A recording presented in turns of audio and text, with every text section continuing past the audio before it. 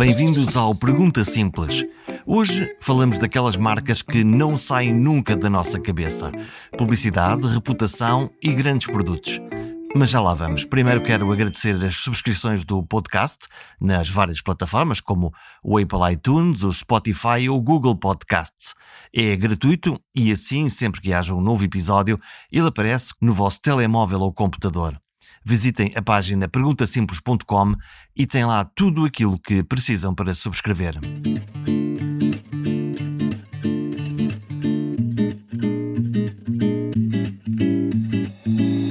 Fazer uma grande campanha de comunicação exige criatividade, uma boa narrativa e saber como se conquista um público.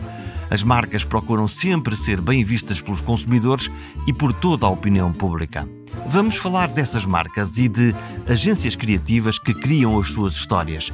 E claro, vamos falar dos influenciadores, hoje nas redes sociais, mas afinal eles sempre existiram, nos jornais, na rádio, na televisão, agora na internet. Guiados pelo nosso convidado Pedro Diogo Vaz, que cria anualmente o concurso Super Brands, vamos descobrir alguns dos segredos das melhores marcas. Porque só as melhores marcas, as melhores entre as melhores, conseguem ficar na nossa cabeça, apesar de poderem ter passado anos depois de termos visto os seus anúncios. São as marcas que conseguem ter em cada momento destaque na cabeça das pessoas. Ou seja, são aquelas que espontaneamente, quando te perguntam qual é uma marca em que tu confias, vêm-te 2 ou 3 marcas à cabeça. Quando te perguntam que marcas é que são de facto históricas na tua vida, que tu te lembras, ou seja, as marcas que tu ainda te lembras de quando eras miúdo são de facto marcas que tiveram importância para ti. Portanto, essas são as marcas de referência. E elas mudam. Ao longo do tempo vão mudando. Aquilo que para nós era interessante, até muito recentemente a BIC fez exatamente isto, que é a mudança não é necessariamente um sinónimo de boas marcas. E a BIC é um excelente exemplo disso, não é? Quer dizer, a BIC de quando tu eras miúdo continua a ser a BIC que se vende hoje. A BIC laranja, a BIC cristal, isso está na nossa cabeça. Escrita fina, escrita normal. Não sei, tem 40 anos, seguramente esse anúncio. Qual é o segredo deles?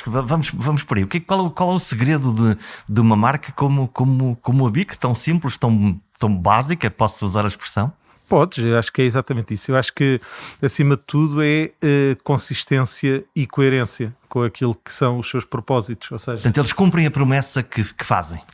Cumprem, ou seja, têm a capacidade primeiro de fazer a promessa e definir uma promessa que faça sentido naquele momento ou num determinado momento no mercado. Têm a capacidade de, ao longo do tempo, entregar esta promessa de forma consistente, ou seja, não a adulterarem, e de fazer essa entrega nos seus diferentes pontos de contacto. Ou seja, isto é muito importante para as marcas perceberem que nós não temos só relação com um produto no linear do supermercado. Temos uma relação com o produto quando o tiramos do frigorífico, ou quando o vemos na internet, ou quando o vemos na televisão, ou quando ouvimos falar ou quando ouvimos um amigo falar sobre ele. Portanto, não é só quando compramos ou quando vamos à procura de alguma coisa que nós precisemos, é em todos esses momentos. Aliás, as grandes crises das marcas normalmente não surgem no ponto de contacto de consumo, surgem nos momentos em que em que uma determinada mensagem, um determinado acontecimento daquela marca se espalha, e hoje é muito mais fácil que se espalhe.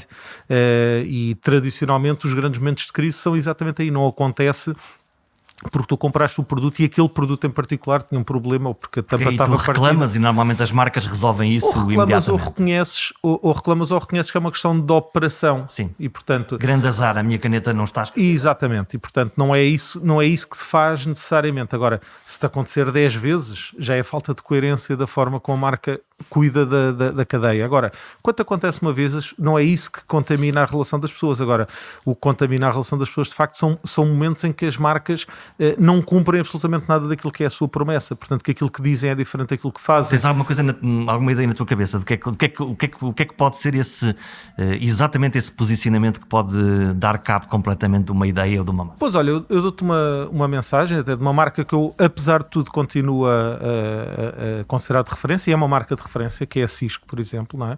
Eu lembro-me de há uns anos atrás, eu tinha uma mania de comprar merchandising, achava piada. E entrei no site da Cisco, portanto, para mim Cisco era sinónimo de qualidade de topo. e continua a ser. A Cisco tem as redes dos nossos computadores e coisas que eu nem consigo explicar. Exatamente. Mas, portanto, tudo o que tinha a ver portanto, com esta componente de qualidade, para mim, Cisco era isso. E entra no site para comprar uma t-shirt que dizia Cisco. E quando entra no site para comprar, na altura, estamos a falar já há uns anos atrás, portanto, não havia muitos sites de e-commerce, não é? Portanto, mas a Cisco tinha. E então entravas no merchandising e quando eu vou comprar a camisola, ele pede-me para fazer login. E para teres noção, o login tinha cerca de 3 páginas quase de informação que eu tinha que dar. Que dor! Qual é que era o servidor da minha empresa, qual era a tipologia de servidor, etc. Ou seja, aquele momento de contacto estava orientado para aquilo que é a Cisco no seu dia normal, que é as pessoas precisam de fazer compras que tenham a ver com a parte da tecnologia. Ou seja, entras na Cisco e a Cisco tratava a compra de uma t-shirt como se tu fosses comprar uma rede de servidores, da mesma forma.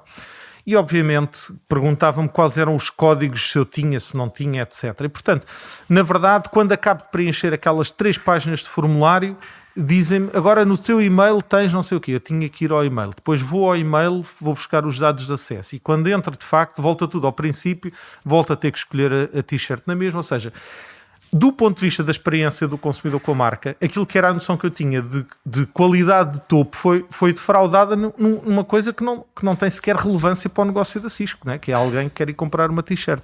Sim, portanto tu, no fundo, um não cliente ainda apaixonado pela ideia marca Cisco, neste caso, como poderia ser outra coisa qualquer, no momento em que tu dizes, eu quero ter uma coisa que é merchandising, coisa gira, uma t-shirt, um porta-chaves, uma coisa qualquer, tens uma experiência dolorosa. Ou seja, é na verdade a mesma coisa que hoje em dia tu seres tratado para comprar uma caneta online ou para fazeres a compra de uma casa online. São coisas completamente diferentes e, portanto, a noção da qualidade e de percepção tem sempre a ver com isto. E, portanto, a forma como a marca entrega ou não tem a capacidade de entregar nos diferentes pontos de contacto essa sua relação, obviamente faz toda a diferença, não?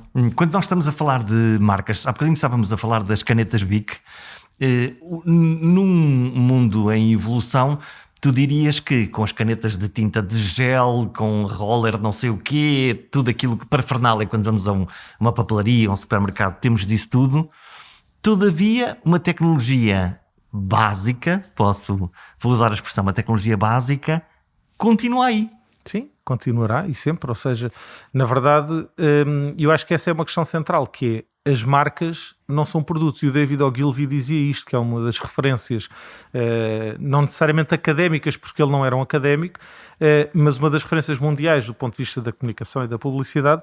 Ele diz exatamente isto, a marca é uma soma intangível, é muito mais do que um produto, é uma soma intangível de várias coisas, do seu nome e da apresentação e do preço, obviamente, mas depois essencialmente da sua história, da sua representação, da forma como ela é comunicada e da forma como depois todos os dias consegue contactar com as pessoas que a consomem.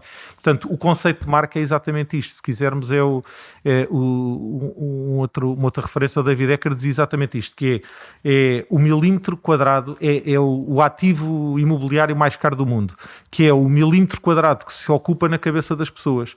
E, portanto, como nós sabemos que a capacidade de esquecimento é uma das capacidades mais importantes do cérebro humano. E que jeito que dá. Que dá. Na verdade, as marcas que conseguem não entrar não se deixar cair para o esquecimento são de facto as marcas que se tornam relevantes. E é interessante que durante muitos anos o conceito de marca esteve associado a um produto, e hoje, se nós repararmos, dentre as top 10 marcas mundiais em termos de valor e de percepção, elas não são produtos.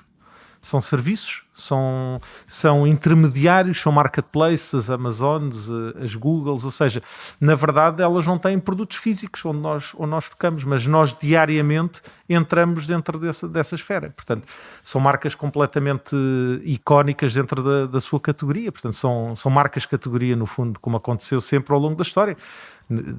Hoje já não se diz tanto, mas o conceito de caneta era muito Bic, muito associado a Bic, não é? Mas quer dizer, eu não sei como é que se chama a um post-it que não se chama post-it, mas post-it é marca, não é? Eu não sei, se me perguntarem como é que se chama aquele produto, eu não sei, chama-se um post-it. Papelinho com autocolante que nós, de forma de quadrado, que a gente já estamos a complicar isto tudo e, portanto, isto é muito mais complicado. Isto, quando tu estás a falar dessa maneira de comunicar a marca, isto é uma coisa profundamente intangível. Como é que se mede depois o que é uma marca boa, o que é uma marca mais ou menos, o que é uma marca má? Nós sabemos o que é uma marca má, não gostamos e, portanto, há aqui esse fenómeno. Mas como é que se mede esse intangível? Porque um produto é um produto, a caneta escreve ou não escreve, o carro anda ou não anda, por aí fora. Mas uma marca, como é que nós conseguimos medir isso?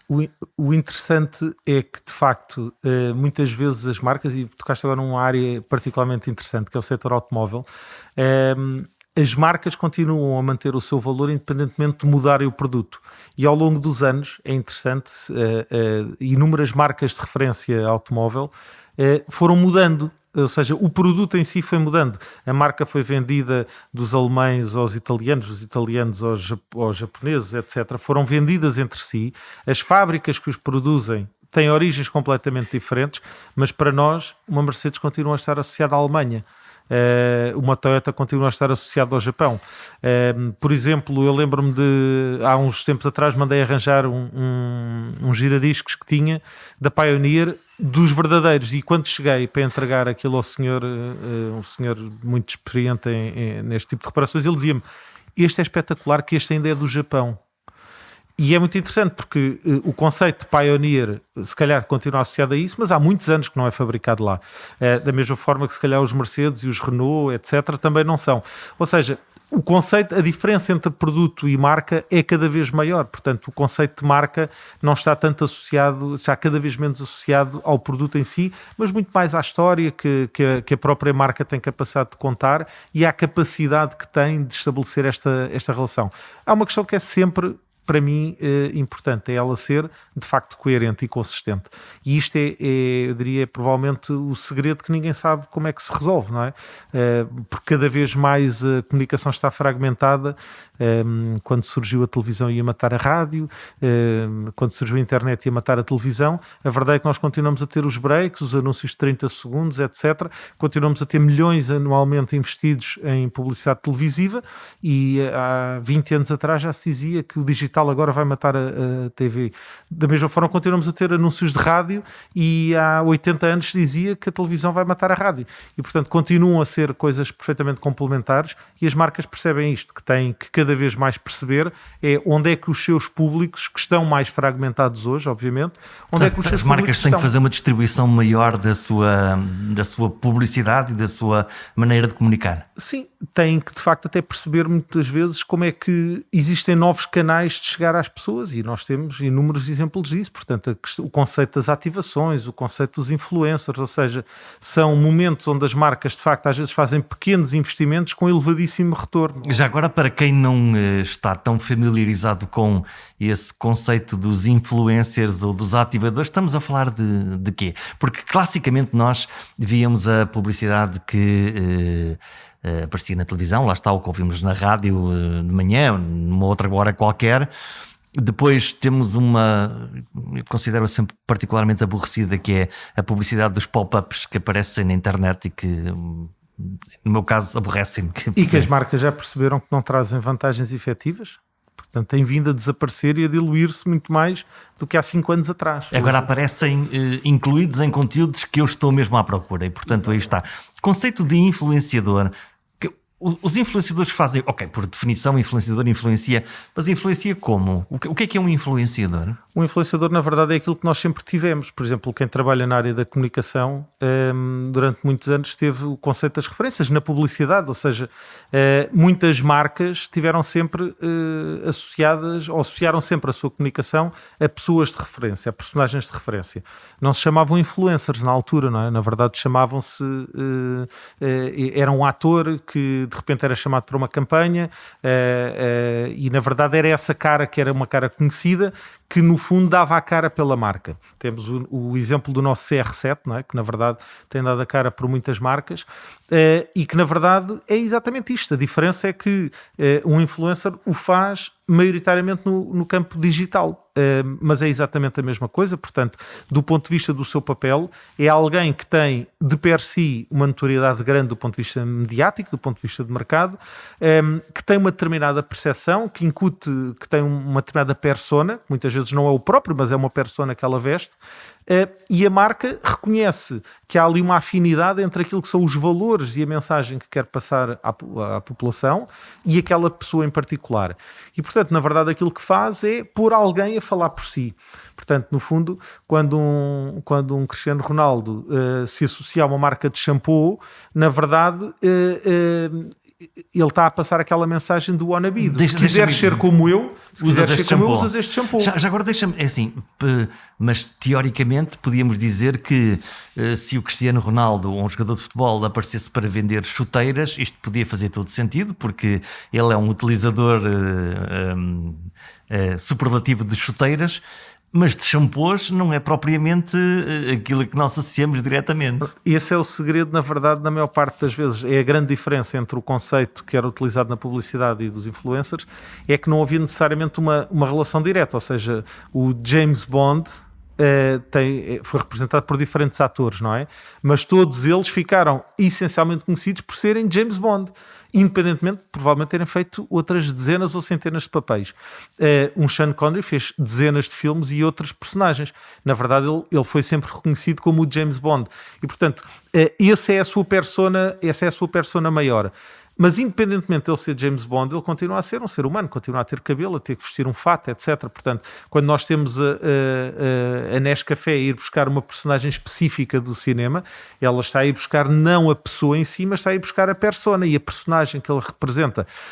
Na verdade, aqui é um bocadinho a mesma coisa. Portanto, o que os influencers fazem é associar um determinado perfil, uma maneira de estar, àquilo que é a comunicação da marca. E, portanto, o que a marca procura fazer, essencialmente, é, em vez de agarrar no seu investimento e investir em quantidade para chegar a um número grande de pessoas por via da polarização, eu estou em outdoors, numa grande campanha de outdoors, e em simultâneo na rádio, e na televisão, e nos anúncios, nos banners digitais, etc. E, portanto, ela fragmenta o seu investimento. O que ela faz é concentra o seu investimento numa pessoa que serve essencialmente de funil invertido.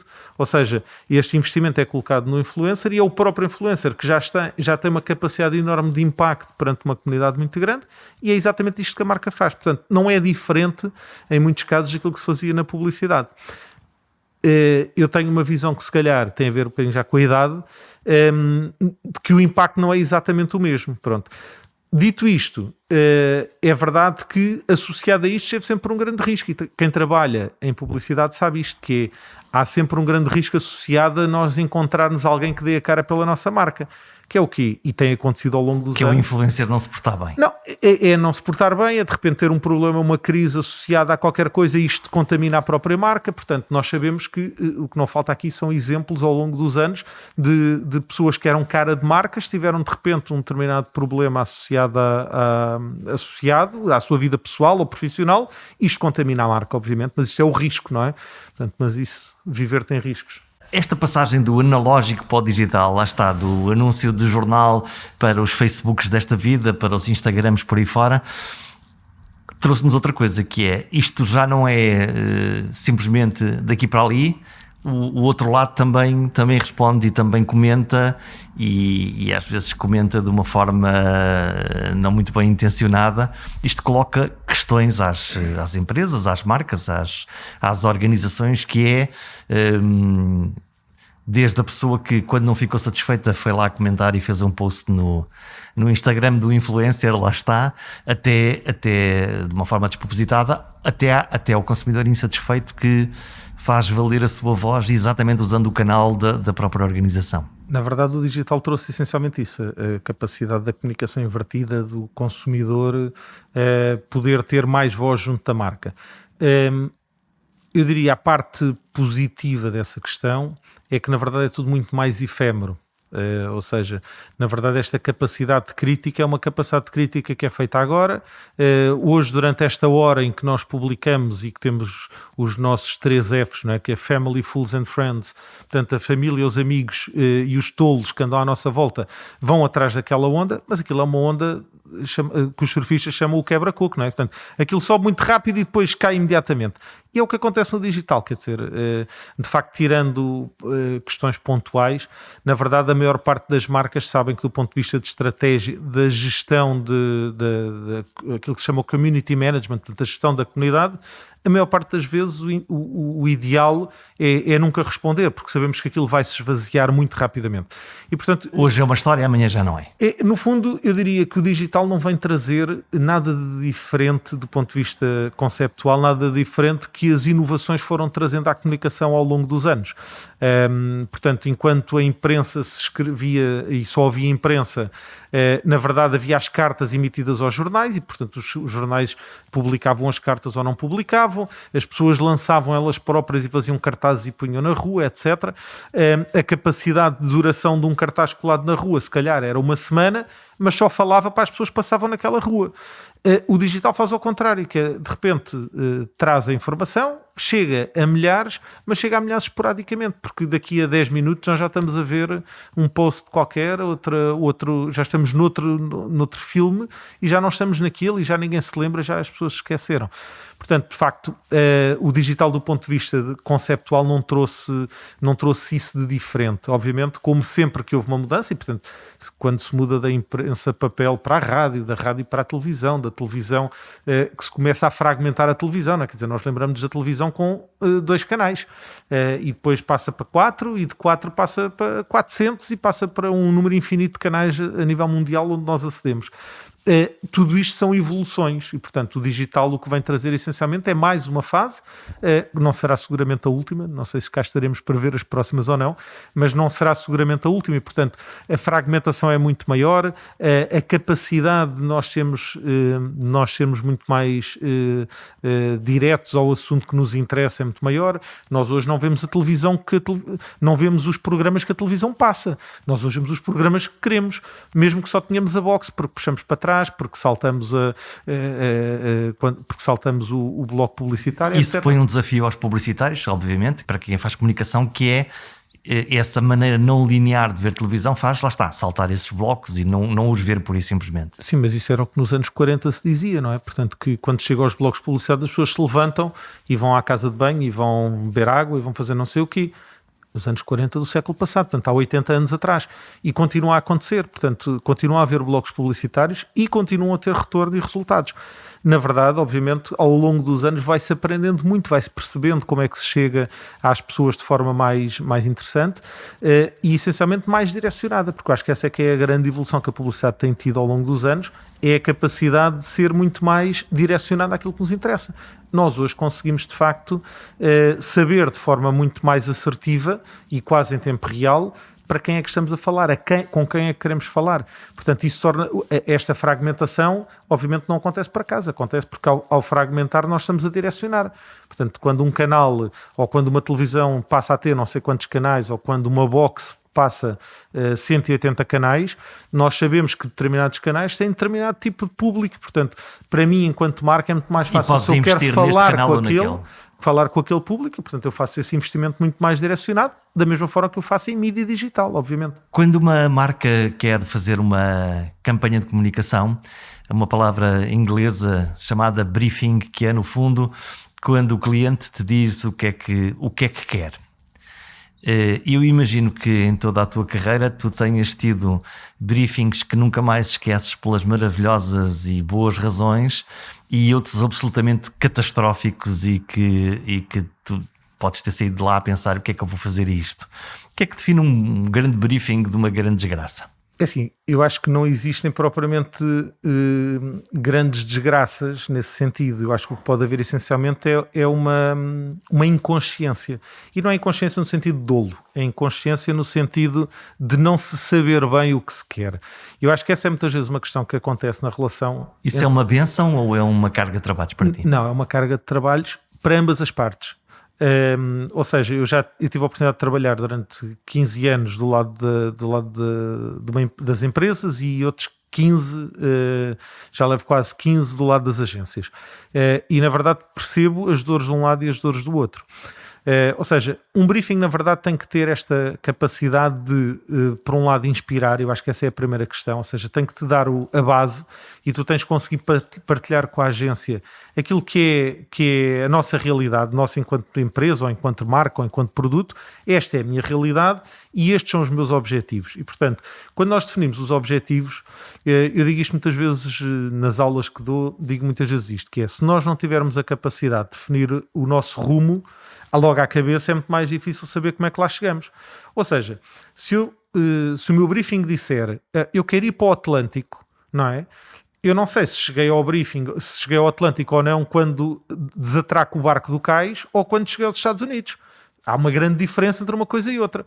Ora, se o que eu digo à agência é eu quero ir para o Atlântico e limito-me a dizer isto, na verdade há milhões de hipóteses. Há todo um mar. Pronto, há todo um mar de respostas possíveis, exatamente. Ora, se eu tiver a capacidade de ser mais específico, por um lado eu tenho a capacidade de explicar o que é que sou e o que é que quero, isso obviamente torna o trabalho muito mais fácil. Agora, quando eu digo o que é que quero, e se eu disser, a minha mensagem já não eu quero ir para o Atlântico, eu quero ir para a Madeira, eu tenho várias maneiras de lá chegar e obviamente esse é o trabalho da agência de eu acho que deve chegar assim, ou vai a nada, ou vai de barco a remos, ou vais à vela, ou vais de stand-up paddle, tu vais como quiseres. O trabalho dos criativos, portanto. Esse é o trabalho criativo face àquilo que é o contexto e a capacidade que a própria agência tem que ter de análise. Agora, o que acontece na verdade em muitos casos e que eu sinto que cada vez tem vindo a acontecer com maior frequência, é que do lado de quem prepara o briefing não há um pensamento sobre o assunto, ou seja, entrega-se e espera-se que alguém faça o trabalho por nós. E isso é uma enormíssima, por um lado, uma enormíssima maldade. Porquê? Porque na verdade, e normalmente os briefings acontecem muitas vezes a mais do que uma entidade, estamos aqui a falar em roleta russa, que é, eu não tenho que sequer pagar o Euromilhões, não é? Portanto, eu na verdade largo as fichas e depois espero qual é que é a roleta que me convém mais. Portanto, isto é um mau trabalho que normalmente acontece. Do lado contrário, portanto, para também não diabolizar aqui, porque felizmente ao longo dos anos temos tido contacto com muitos clientes que de facto têm esta capacidade de definir bem o briefing e sabem o que é que querem, sabem qual é o objetivo e a seguir, mas já agora antes de passarmos para o lado das agências, e como é que tu lidas com o cliente que é tão específico, tão concreto e tão picuinhas que não te abre espaço criativo? Quer um filme em azul com um barco para chegar à Madeira. Nós temos sempre um princípio que é o stick to the brief e over the brief, ou seja, responda ao briefing. Se o briefing é muito específico, responda ao briefing. A vantagem do briefing muito específico é que te permite perceber o que está na cabeça do cliente. E às vezes a partir do que está na cabeça do cliente tu reconstruires e fazeres aqui um flashback e portanto tu refazeres esse briefing às vezes. E portanto a nossa política é muito neste sentido, que é responda ao briefing. Se é para ir para a Madeira num barco azul, aquilo que o cliente vai ter à primeira vista é um barco azul. O barco azul em direção à Madeira. O que não quer dizer que no final desta apresentação tu não digas, bom, mas nós pensámos aqui noutros caminhos. E isto acontece-nos com muita frequência poder fazer isto. Eu prefiro sempre um briefing muito fechado do que um briefing totalmente aberto. Exatamente por isto. Porque um briefing muito fechado, tu sabes que respondes ao cliente, e eu digo isto muitas vezes à equipa, quer dizer, por muito que nós achemos que do ponto de vista criativo uma coisa pode fazer sentido... Era mais giro outra coisa qualquer... Nós não somos os donos daquela marca, nós não somos o cliente e, portanto, em limite, tu tens de conseguir responder àquilo que te está a ser pedido. O que não quer dizer que nós não tenhamos a capacidade de o questionar a seguir. Ou seja, quando digo a seguir, às vezes é em simultâneo, mas no fundo, a seguir poder dizer, bom, está aqui o barco azul em direção à Madeira, mas há aqui uma outra coisa que nós achamos que poderia fazer muito mais sentido. E então vamos fazer aqui um retroceder um bocadinho à parte da estratégia, apresentar o reason why, a fundamentação de porque é que aquilo pode fazer sentido e apresentar uma segunda proposta. E a verdade é que muitas vezes isto é muito mais fácil de gerir com os clientes, porque o cliente percebe duas coisas. Primeiro, percebe que a ideia conforme ele a tinha está ali materializada, mas muitas vezes põe isto em causa e depois obviamente muda muito de perfil de pessoa para pessoa. Ou a pessoa é completamente fechada ou tem uma orientação completamente fechada, porque nós sabemos o nosso conceito de cliente não é a pessoa com quem estamos a interagir muitas vezes, não é? Portanto, acontece muitas vezes nós e a pessoa com quem estamos a interagir estamos em batalha interna com a sua estrutura interna muitas vezes. Mas portanto, a pessoa consegue, não tem ali espaço de manobra ou porque não quer ou porque não tem, e portanto aquilo tem que ser o barco azul em direção à Madeira, ponto final. Ou então a pessoa até percebe e reconhece assim, de facto essa ideia até faz sentido. E o que acontece na maior parte das vezes não é nem uma coisa nem outra e vai-se trabalhar para a fase seguinte. Ou seja, continua-se a trabalhar em cima disso. Mas isso eu diria, na criatividade, na comunicação ou noutras matérias, o trabalho é feito assim, não é? Portanto, depende da interação entre tempo, disponibilidade e uma componente importantíssima, muitas vezes também é a componente financeira, não é? Portanto, esta Gostava de fazer uma coisa maravilhosa, mas tenho 10 tostões para Exatamente, gastar. Pronto. E portanto, todos nós adoraríamos, mas às vezes não é possível. Sim, a casa tem sempre umas paredes. Então, e olhando para o lado das agências, as maravilhosas e as desgraçadas? Não, na verdade, do lado das agências fica esse trabalho que depende mais uma vez do seu perfil. Há perfis mais de operário, que é o cliente pede, o cliente tem, e portanto eu limito-me de facto a fazer isto. São muito mais eficientes do ponto de vista das estruturas, dos custos. Obviamente, normalmente são dotadas de estruturas e de equipas muito mais básicas, e quando digo básicas não é básicas no sentido depreciativo, é básicas no sentido de serem operacionais. E depois temos o outro extremo, que são muitas vezes aquelas agências cheias de pessoas mais séniores, mais criativas, que têm bicicletas no teto, que tudo tem que ser de facto conceptual e uma abordagem criativa, e às vezes falta-lhes a componente pragmática. Obviamente, ao longo dos anos, e as agências, tal como qualquer empresa, só existem porque têm pessoas e têm equipas, não é? Portanto, depende das equipas que têm cada quando montas as tuas equipas, depois quê? Depois fazes um misto entre pragmáticos e criativos, entre os que fazem a coisa que tem que ser feita e os loucos? Sabes que eu levo 15 anos de gestão de agência e já tivemos, obviamente, diferentes ciclos. E obviamente porque eu tendo a ser mais racional e menos criativo no meu dia-a-dia, muitas vezes nós tomamos decisões no sentido de racionalizarmos a estrutura. Temos estruturas mais racionais, etc. Chegamos sempre à conclusão ao fim de algum tempo que nos falta aqui alguma coisa. Falta-nos de facto, as pessoas têm a capacidade de pensar fora da caixa. Porque teres uma equipa muito racionalizada tem esta vantagem, que é uma máquina muito certinha a trabalhar, etc. Mas é uma máquina que ao fim de pouco tempo tu chegas à conclusão que faz sempre a mesma coisa. E faz-nos falta de facto a componente criativa. E portanto eu acho que na verdade uma agência, principalmente uma agência com um perfil de 360 que aborda diferentes tipos de clientes, de mercados, de formatos de comunicação, obviamente tem que ter uma estrutura criativa, tem que ter os disruptores internos, ou seja, as pessoas que são chatas e que nos obrigam muitas vezes a pensar nisto. E eu tenho muitas vezes que gerir isto, não é? Portanto, isto faz parte das agências, as guerras internas que existem entre os mais criativos e os mais racionais, entre quem tem que gerir o cliente e diz, não, mas o cliente disse-me que queria um barco azul e, portanto, não inventes, é para fazer um barco azul. E o criativo está do outro lado que diz, eu até te faço o barco azul, mas há aqui uma outra coisa que podia fazer muito mais sentido. E, portanto, a gestão deste conflito, que é salutar até um determinado momento, obviamente, é muito importante dentro das agências. Já me aconteceu, temos aqui uma história muito engraçada há uns anos, de uma pessoa que está a fazer gestão de cliente, fez o briefing e quando vem a proposta tinha uma componente meia... tocava ali tinha ali um toque um bocadinho sexy demais. Aquilo tocava ali umas componentes mais associadas à parte sexual e tal. Mas era para uma campanha de um produto específico de rua e, portanto, para homens, direcionado para homens. Podia fazer sentido. E, a certa altura, aquilo entrou em conflito tal que me vieram bater à porta e disseram, Pedro, tu tens de decidir se a gente vai levar isto ao cliente ou não vai. Chamar um árbitro. Portanto, alguém tem que bater o martelo no final do dia e quem geria ao cliente dizia-me, eu não levo isto ao cliente, tu és maluco, achas que eu vou levar isto ao cliente? E o criativo dizia, mas isto faz todo sentido, pode não fazer sentido para o cliente, para a pessoa com quem tu estás a falar, mas isto faz sentido para a marca, para o produto e para o mercado. Bom, E mais uma vez, nós fizemos exatamente isso, que foi, ok, então vamos fazer assim, temos que desenvolver aqui uma outra proposta ao lado que nós vamos levar dentro do bolso. Mas vamos apresentar esta, porque não há nenhuma razão, tirando o facto de tu achares que a pessoa em questão não gosta, não há aqui nenhuma razão. Isto responde ao briefing, responde ao target, tem a ver com o produto, tem uma mensagem fortíssima, não há nenhuma razão, pois não.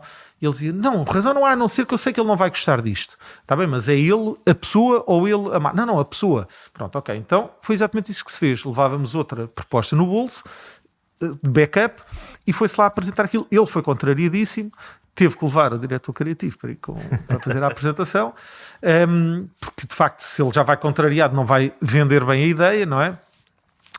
Até a pode matar. E a proposta foi aceita à primeira de forma espetacular. E o cliente disse exatamente isto, que é, eu não me identifico pessoalmente nada com isto, mas eu acho que isto tem tudo a ver com aquilo que nós precisamos. Ou seja, é muitas vezes percebermos isto, e isto tem a ver com a experiência do trabalho ao longo dos anos, que às vezes não tem a ver com a pessoa que está do lado de lá. E a pessoa que está do lado de lá, na verdade, também tem que perceber que muitas vezes o produto não é a sua pessoa, o produto não é a sua cabeça. E, portanto, este é um problema que muitas vezes existe, é a grande confusão que existe entre o eu pessoa e o eu produto, eu marca, eu empresa, não é? Portanto, muitas vezes as empresas não são a cabeça das pessoas, e eu até posso não estar muito de acordo com aquilo que a empresa definiu, mas se calhar isto é que faz sentido para a empresa, e portanto eu tenho que fazer o meu papel.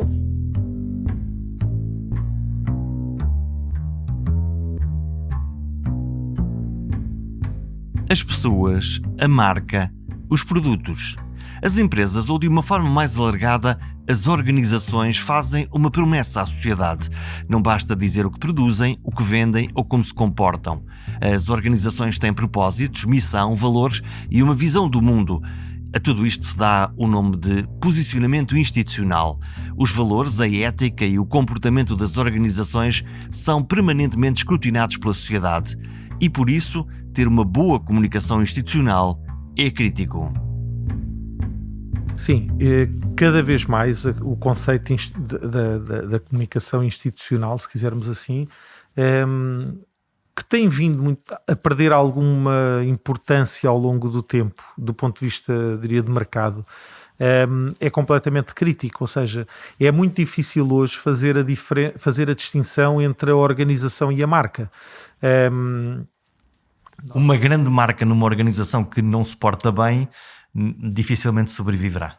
Dificilmente, porque nós conhecemos organizações que têm diferentes marcas e às vezes basta que a contaminação de uma para poder contaminar as outras. Ou não.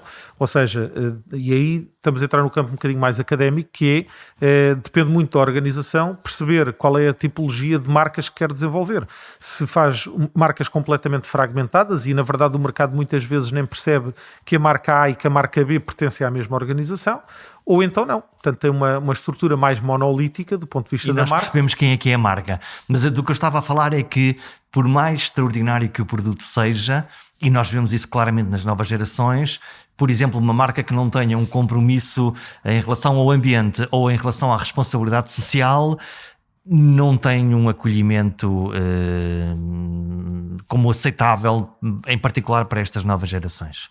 Eu diria, eu não sou tão rígido e radical relativamente a isto, porque eu acho que há sempre outras componentes que são determinantes para o consumo ou não da marca. Agora, obviamente, há ondas. A onda, por exemplo, a onda do eco, do sustentável, do ambiental, é uma onda claramente que está no fundo aquilo que te pergunto é se tu, como cliente consumidor, te sentes mais ou menos confortável em comprar uma marca que tu sabes que é altamente poluente ou que não tem sequer uma reflexão sobre isso na sua ideia de marca. Eu diria que depende de muitas outras variáveis, e dou-te exemplos de duas.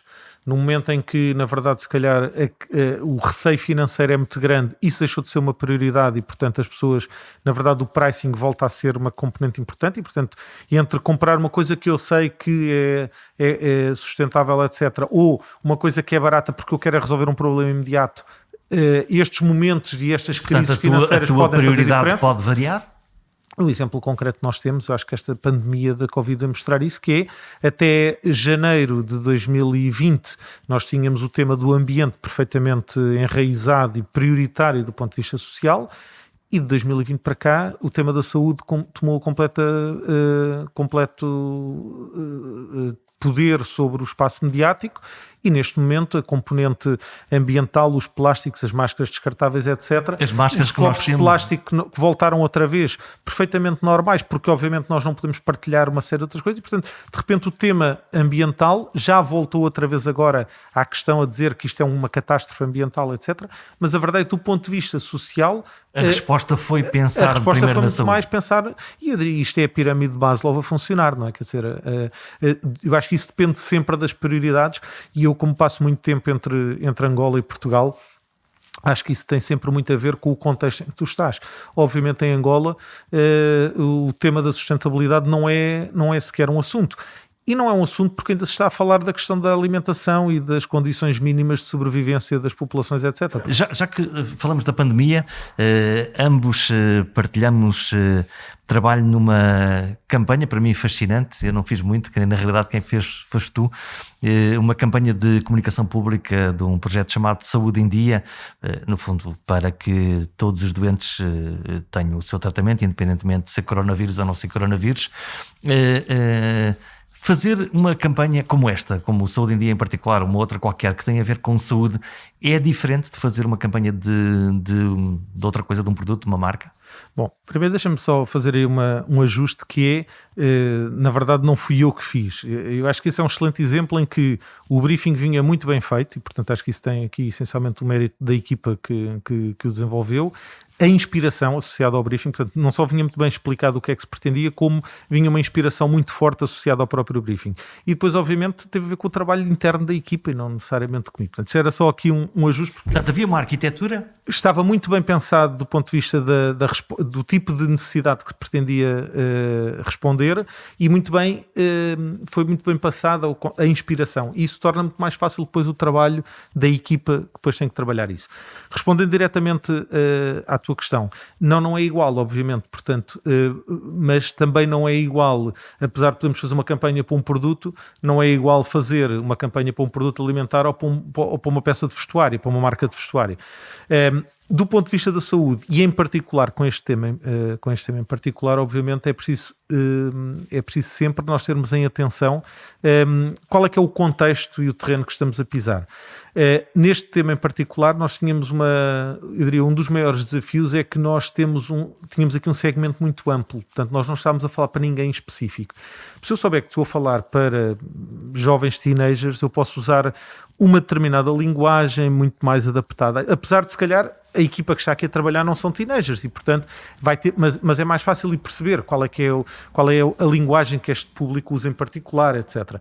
Quando nós estamos a fazer uma campanha deste género, eu diria que a grande diferença é exatamente esta, nós temos que ter aqui um tipo de discurso que seja suficientemente linear para poder tocar todos os espectros da população. Ou seja, mas para conseguir fazer uma coisa que é criativa e que fique na cabeça das pessoas e que as pessoas apreendam e partilhem, neste caso nas redes sociais, também não pode ser tão inócua ou cinzenta, tem que ter ali alguma coisa com que alguém se identifique imediatamente. Certo, ou seja, mas a questão é exatamente essa, que e o difícil é descobrir aqui, no meio desta amplitude grande, qual é que pode ser um eixo que, por um lado, atraia uma quantidade grande de pessoas que nos interessam, mas ainda assim, por exemplo, não ofenda algumas outras, porque nós sabemos que muitas vezes, e cada vez mais temos as pessoas mais extremadas, portanto, eu diria que esse é o grande segredo, se quisermos... Encontrar as cordas certas para conseguir comunicar. No fundo, como é que se passa uma mensagem que possa fazer sentido para um teenager ou para o avô do teenager ao mesmo tempo. E, portanto, esse é o grande desafio neste tipo de campanhas ou de projetos que não têm um público muito específico e, portanto, eu diria que essa é claramente a grande questão.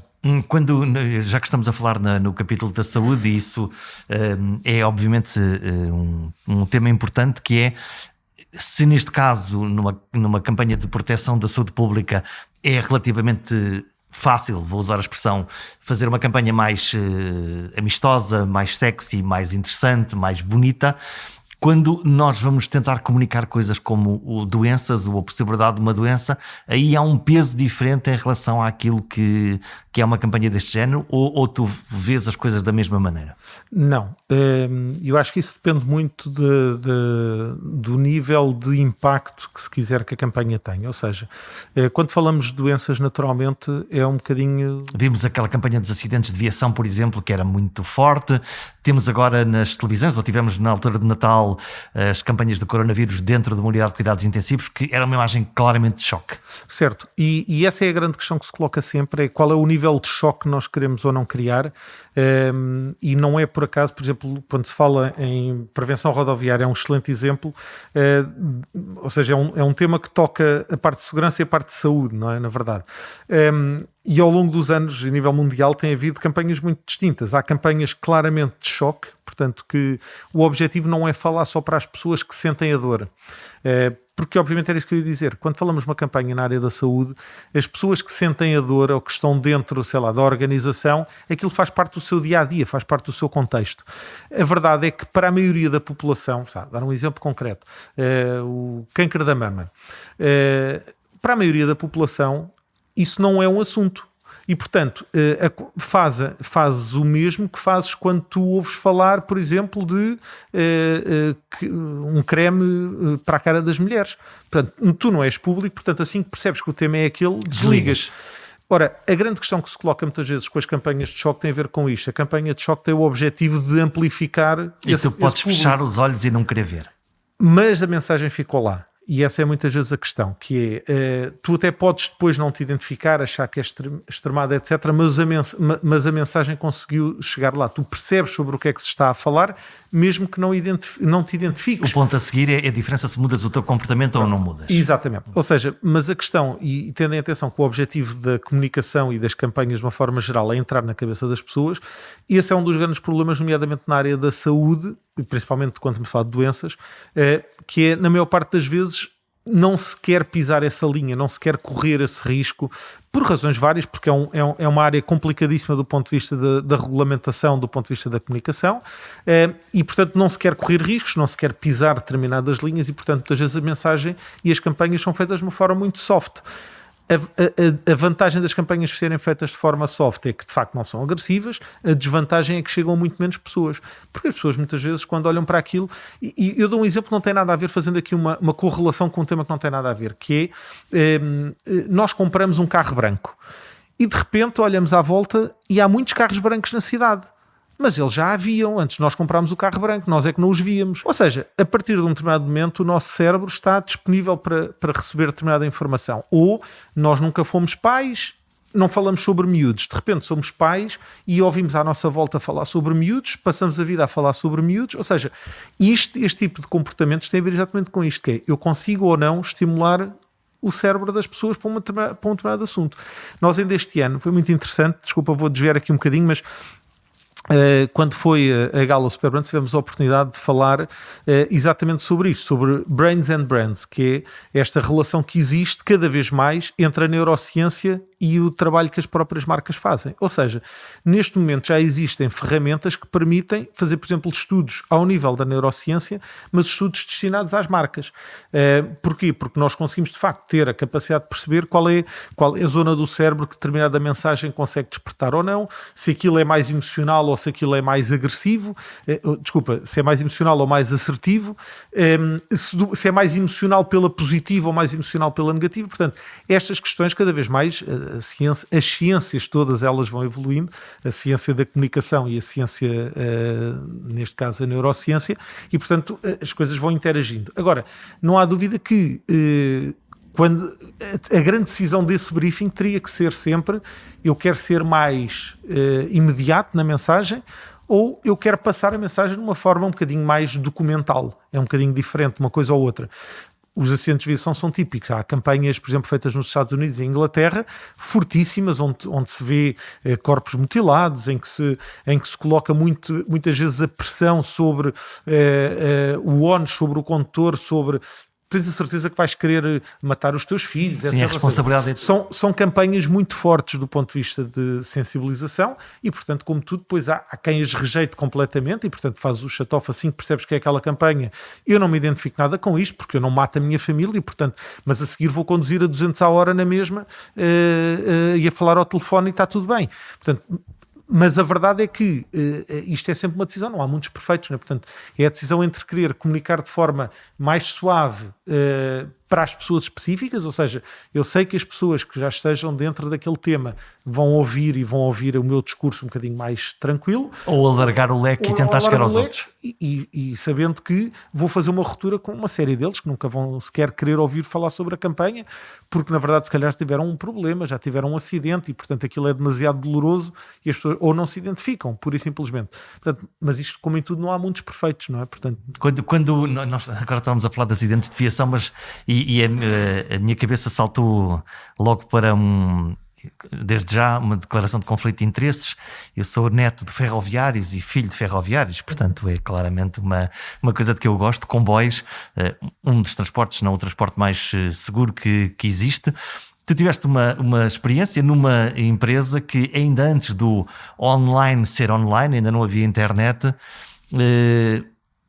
pôs em prática em Portugal, e eu lembro-me disso há 25 anos, pôs em prática um modelo de comunicação com os cidadãos através do uso da voz, de um porta-voz histórico no país, que foi de comunicar quase em tempo real o que é que estava a acontecer, desde, lá está, o atraso, a perturbação, a greve, o que fosse em tempo real, e tu estavas nessa experiência. Sim, isso foi o meu início de carreira. Eu considero-me claramente um privilegiado nesse aspecto.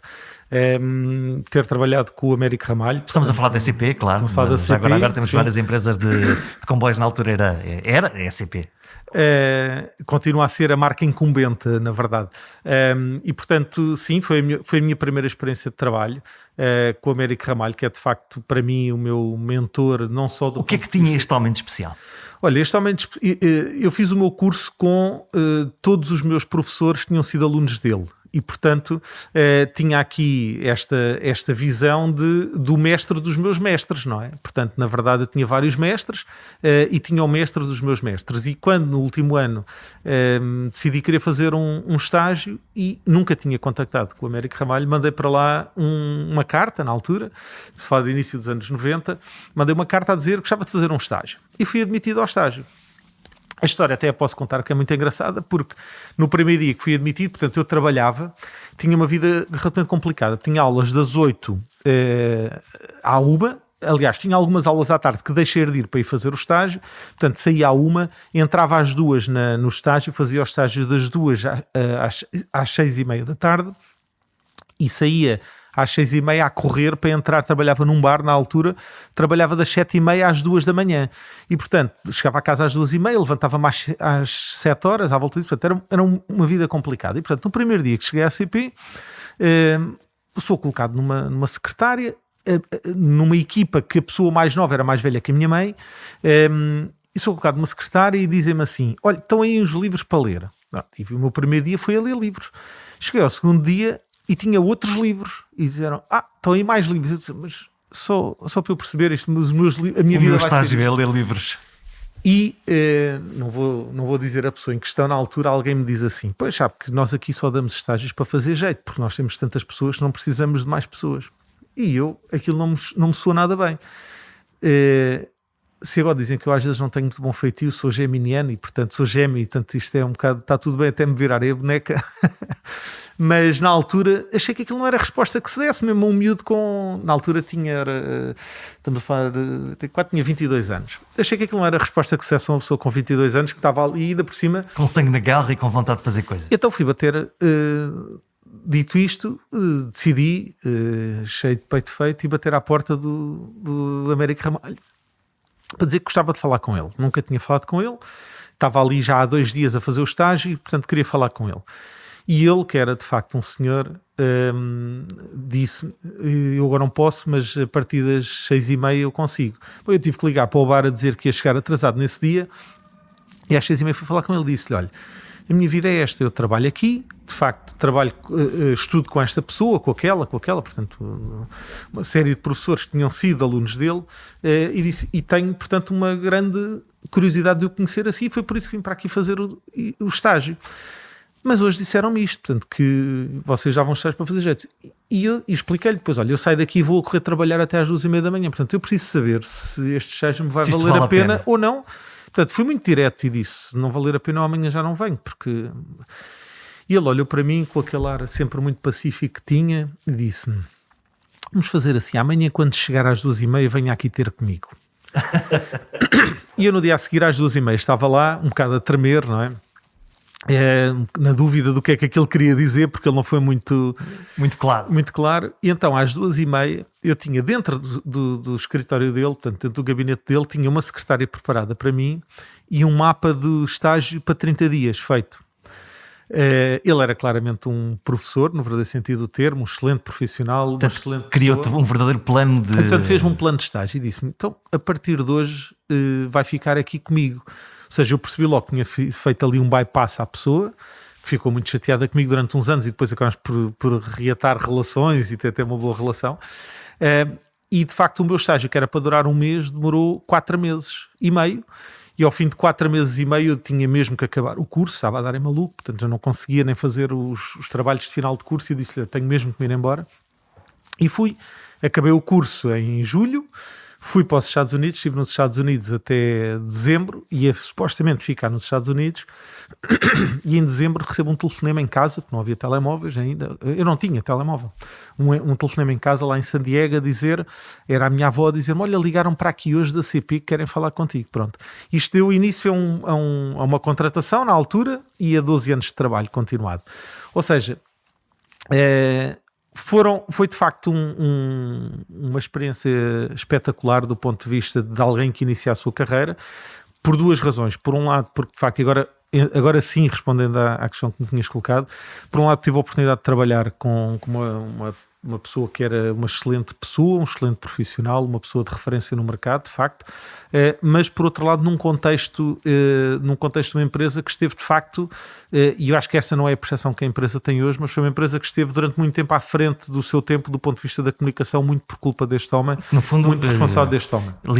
Na altura eu trabalhava na Rádio Pública, na Antena 1, ligar para a CP representava que alguém atendia ao telefone, que alguém falava e que alguém dava explicações ao povo. E isso era uma coisa...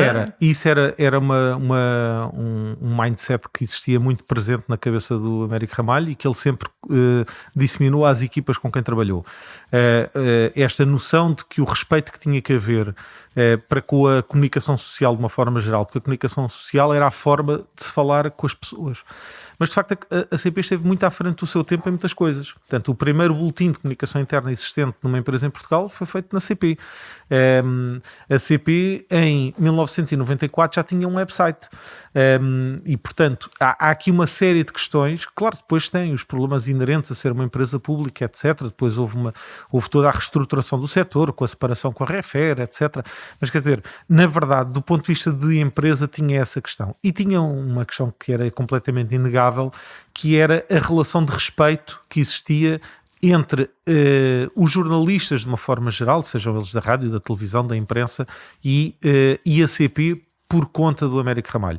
Porque de facto ele era claramente também um defensor interno da idoneidade relativamente àquilo que se partilhava, àquilo que se dizia, porque de facto isto é muito importante e eu acho que se perdeu muito este conceito de a comunicação ser mais oportunista nos dias que correm. Dá-me jeito de falar sobre isto, eu vou falar, se alguma coisa não correr bem e se houver uma perturbação... Eu não atendo o telefone, exato, eu não atendo o telefone e desapareço do mapa. De resto, ele é um porta-voz.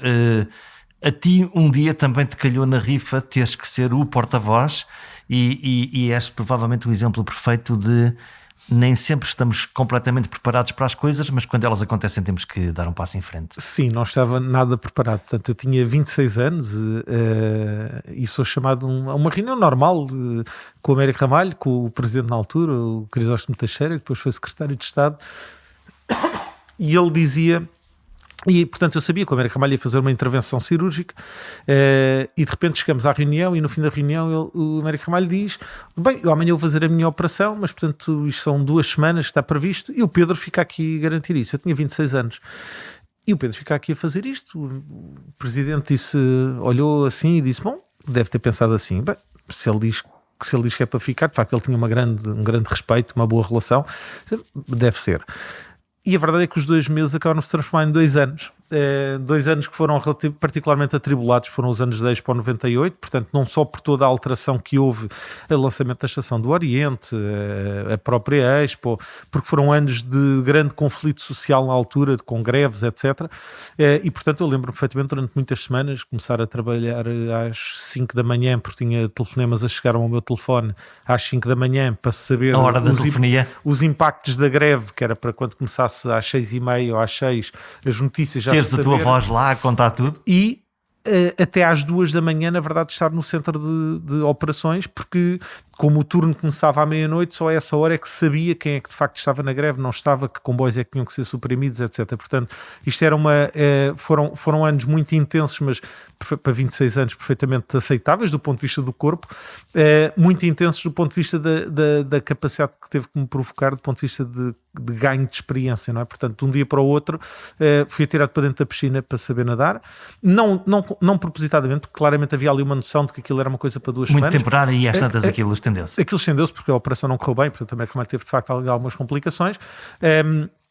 E estendeu-se. Foi uma experiência espetacular. Imagina o que é dentro de uma estrutura completamente tradicional como era a CP na altura, em que todas as pessoas se tratavam com enorme deferência, senhor engenheiro, senhor doutor, etc.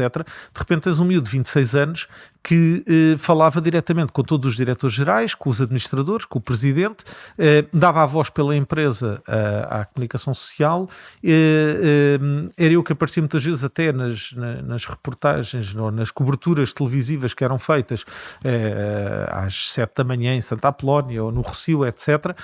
E era preciso alguém de facto dar a cara por isso. E portanto eu devo muito desta capacidade de interação ao Américo Ramalho, por um lado, por aquilo que ele mencionou nos tempos antes disto acontecer e todo o suporte que ele me foi dando ao longo do tempo, em que ele me dizia: Pedro, tenha mais atenção quando disser isto, faça mais aquilo. Ou seja, todos estes inputs foram muito... O chamado costumeiro feedback, que afinal já não é uma coisa que é crítica para a nossa evolução profissional. Muita honestidade acima de tudo e, portanto, coisas positivas, coisas olha negativas. Pedro, isto não correu bem, olha, isto dúvida, podemos fazer assim. Eu acho que na verdade fui muito privilegiado porque havia uma noção de respeito muito grande para com a empresa e essa noção e essa relação de respeito vinha de facto pela figura do Américo Ramalho, que foi de facto o porta-voz da CP durante muitos anos e provavelmente, e aqui vou dizer isto sem medo nenhum, foi claramente o último grande porta-voz da CP. O que aconteceu às organizações? Os porta-vozes desapareceram, não existem, não os noto. Eu acho que desapareceram essencialmente por 2 questões. Houve muito maior fragmentação do ponto de vista da comunicação, como já falámos. Por outro lado, porque acho que houve uma maior vaidade da parte das próprias estruturas de gestão das empresas. Ou seja, eu lembro-me perfeitamente... Antes a comunicação era uma inexistência e agora é uma coisa sexy.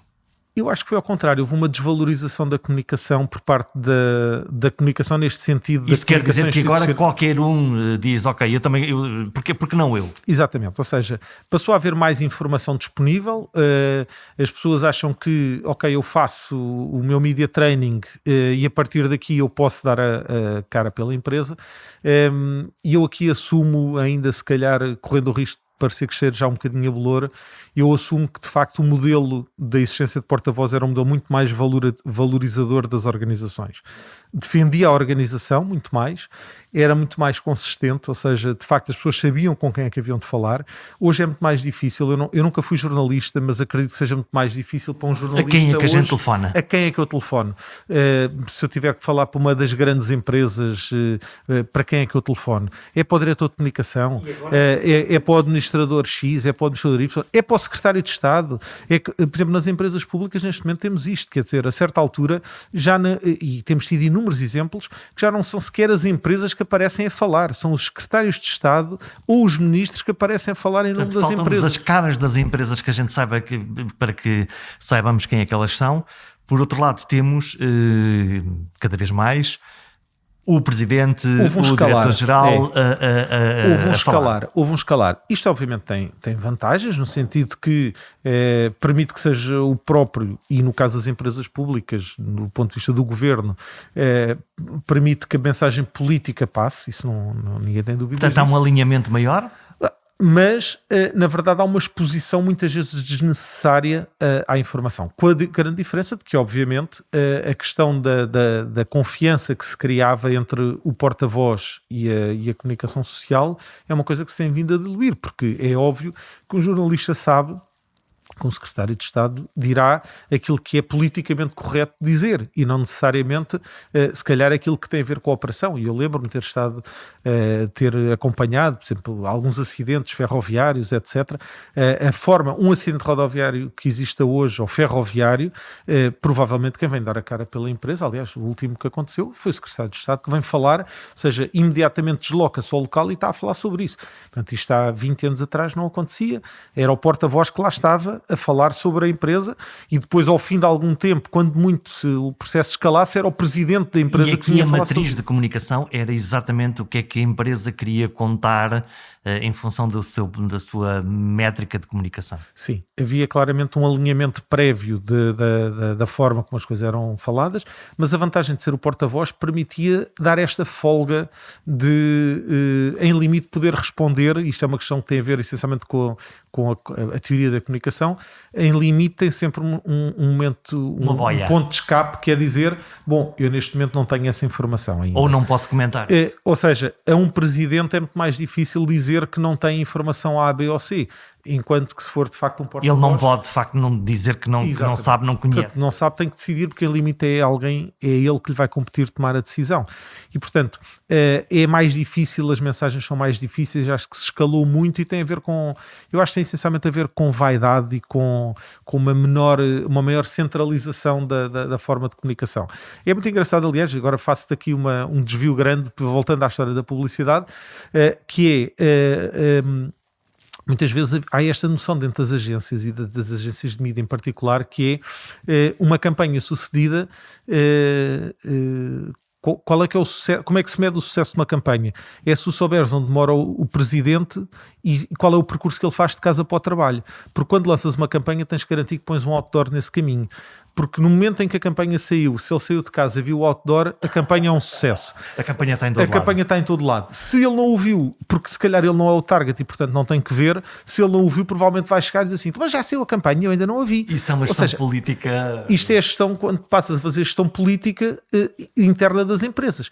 E isto acontece com muita frequência, parece piada, mas não é, é verdade. Ou seja, muitas vezes tu tens que fazer isto para agradar as lideranças topo das organizações, das marcas, das empresas, o que seja. Ficamos com a lição do dia, ponha um mupi à porta do teu presidente para ser feliz na publicidade. Exatamente. Garante que ele viu, porque se ele viu, vais ter um retorno positivo. Portanto, fica a lição do dia.